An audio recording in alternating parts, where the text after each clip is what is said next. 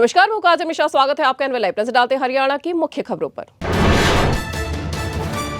कांग्रेस के वरिष्ठ नेता और राज्यसभा सदस्य रणदीप सिंह सुरजेवाला ने सीएम सैनी की बिजली दरों शासन के मुद्दों पर सार्वजनिक बहस की चुनौती कर ली है स्वीकार। कांग्रेस नेता सोशल मीडिया प्लेटफॉर्म पर सीएम की टिप्पणियों का जवाब देते हुए कहा कि सीएम नायब सिंह सैनी जी, मैं आपकी चुनौती करता हूं स्वीकार। मुझे बताएं कि आप हरियाणा के लोगों पर बढ़े हुए बिजली बिलों, युवाओं के साथ विश्वासघात और भर्ती परीक्षा में बार बार पेपर लीक के रूप में लगाए गए 5,000 करोड़ रुपए के बोझ का कब और कहां देंगे हिसाब।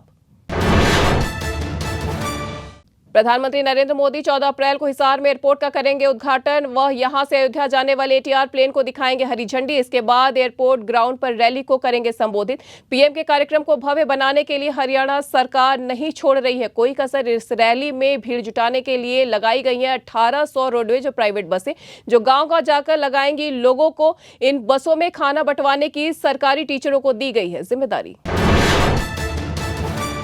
अनाज मंडियों में गेहूं की शुरू हो चुकी आवक। इस दौरान मंडियों में आढ़तियों द्वारा खरीदे जा रहे गेहूं को लेकर सीएम फ्लाइंग की टीम ने यमुनानगर अनाज मंडियों में की जांच।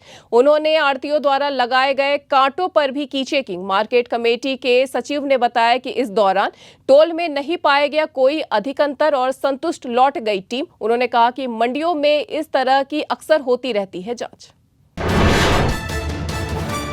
प्रधानमंत्री मोदी के दौरे की तैयारियों में जुटी हुई है हरियाणा बीजेपी, जिससे फिलहाल रोक दी गई है संगठनात्मक नियुक्तियां। बीजेपी प्रदेश अध्यक्ष मोहन लाल बड़ौली ने दिया बयान कि 14 अप्रैल को हिसार और यमुनानगर का दौरा करेंगे पीएम। इस दौरान हिसार को मिलेगा पहला एयरपोर्ट और यमुनानगर में बिजली यूनिट का होगा शिलान्यास। बीजेपी कार्यकर्ताओं को पीएम के कार्यक्रमों में लोगों को आमंत्रित करने का सौंपा गया है काम। 15 अप्रैल के बाद की जाएगी नई नियुक्तियां।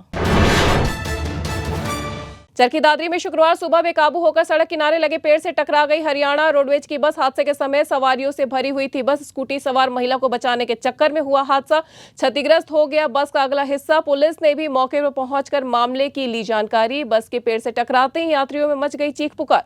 प्रत्यक्षदर्शियों ने बताया कि आगे बैठी हुई कुछ सवारियों को सीट से टकराने के कारण लगी है मामूली चोट। घायलों ने निजी अस्पताल में कराया अपना उपचार।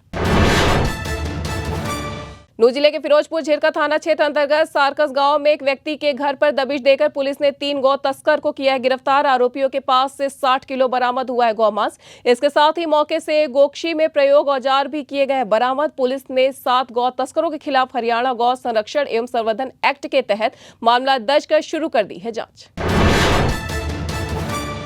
करनाल जिले के वाल्मीकि बस्ती में 2 पक्षों के बीच बच्चों की छोटी सी कहासुनी बन गई बड़ा विवाद। देखते ही देखते इतना बढ़ गया मामला कि दोनों तरफ से चलने लगे ईंट पत्थर। झगड़े के दौरान छतों से बरसाए गए पत्थर, जिससे कई लोगों को आई चोटें।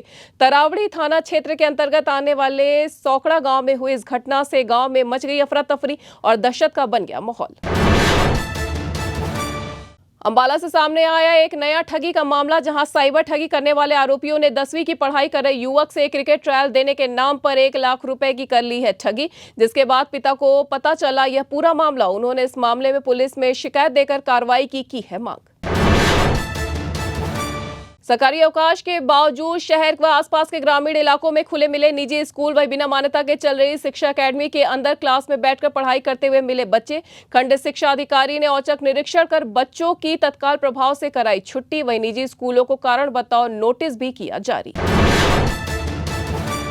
हरियाणा में अचानक बदल गया मौसम। पानीपत, फरीदाबाद, गुरुग्राम, सोनीपत, करनाल, जिंद, भिवानी, कैथल, पलवल, चरखी दादरी के बाड्रा, सिरसा के डबवाली, फतेहाबाद के रतिया के अलावा भूना में हुई बारिश। रतिया और जिंद के नरवाना में बारिश के साथ 3 से 5 मिनट तक भी गिरे ओले। वहीं नूह और कुरुक्षेत्र में हुई हल्की बूंदाबांदी। सोनीपत और चरखी दादरी के बाड़ा की अनाज मंडियों में बारिश के कारण भीग गया गेहूं। अनाज मंडियों में भर गया पानी। सोनीपत में पानी में गेहूं की डूबी दिखी बोरियां। तो ये थी हरियाणा की अब तक की मुख्य खबरें। ऐसी तमाम खबरों से जुड़े रहने के लिए देखते रहिए एनएल लाइव।